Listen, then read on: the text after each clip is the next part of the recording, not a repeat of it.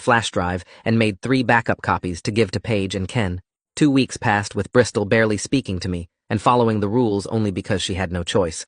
Then Wednesday, she didn't come home from the school. I called the school and they said she left at normal time. Her phone went straight to voicemail. I drove around checking her friends' houses, but nobody had seen her. By 6 p.m., I called the police and filed a missing person report. The officer asked about custody issues or family problems, and I had to explain about Jacob and the protection order. They put out an alert and started tracking her phone, which showed up at an address in Michigan near campus. My whole body went cold when I saw the location on the map. The officer said they'd contact local police for a welfare check, but it would take time. I sat in the police station for 3 hours drinking bad coffee and checking my phone every 30 seconds. Finally, around 10 p.m., an officer came out and said they found her at Jacob's apartment. She was safe, but insisted she went there voluntarily and wasn't being held against her will. Michigan police couldn't force her to leave since she wasn't in immediate danger, but they strongly encouraged her to come home. 2 officers brought her back around 1 a.m. and she wouldn't even look at me. She went straight to her room, but not before calling me a traitor and saying she'd never forgive me for sending cops after her like she was some runaway criminal. The next morning, the school counselor called, asking for an urgent meeting about Bristol's attendance and emotional state.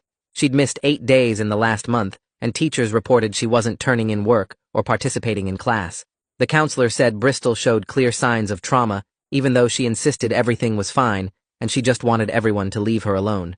We scheduled an appointment with Abigail Morgan, who specialized in family crisis situations, for the following Monday.